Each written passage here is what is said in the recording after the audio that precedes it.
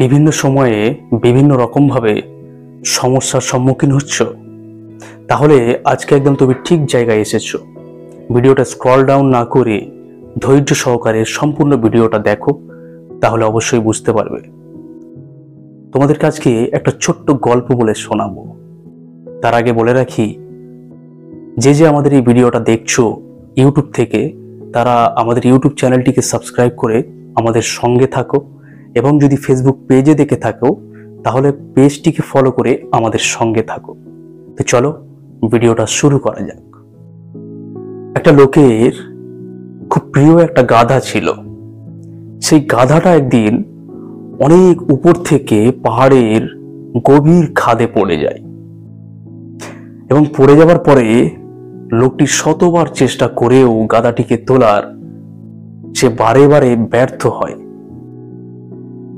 একটা সময় সে চিন্তা করে যে গাধাটিকে ওইখানেই আমি জীবন্ত সমাহিত করব। এই চিন্তা ভাবনা করার পরে সে কি করলো, অনেক মাটি জোগাড় করলো এবং মাটিগুলো উপর থেকে গাধাটির উপরে ফেলতে থাকলো।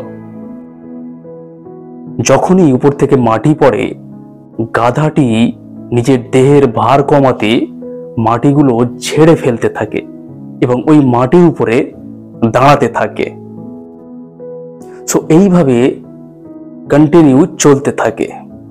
লোকটি উপর থেকে মাটি ফেলতে থাকে এবং গাধাটি ভার কমাতে বারে বারে ওই মাটিগুলোকে ঝেড়ে ফেলতে থাকে এবং ওই মাটির উপরে দাঁড়াতে থাকে। এইভাবেই কন্টিনিউয়াসলি চলতে থাকে।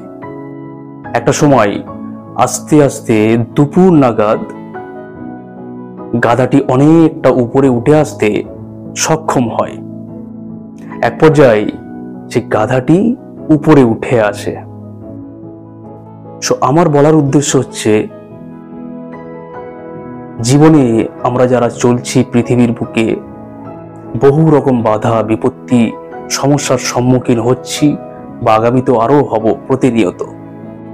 সেই সমস্যাগুলোকে সঙ্গী নয়, বরং ঝেড়ে ফেলে তার থেকে শিক্ষা নিয়ে এগিয়ে গেলে অবশ্যই সুদিন আসবে। প্রত্যেক সমস্যার মধ্যে একটা শিক্ষা থাকে, সেই শিক্ষাটাকে আমাদেরকে নিতে হবে এবং সেই শিক্ষা নিয়ে আমাদেরকে চলতে হবে, এগিয়ে যেতে হবে। তাহলেই আমি বিশ্বাস করি অবশ্যই সুদিন আসবে।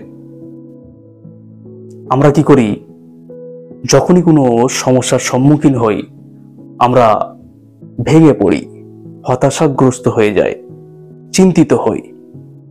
এই সমস্ত জিনিসগুলো থেকে আমাদের বিরত থাকতে হবে এবং মনে রাখতে হবে যে এই সমস্যা আমাদেরকে ঝেড়ে ফেলে আবার সামনের দিকে এগিয়ে যেতে হবে।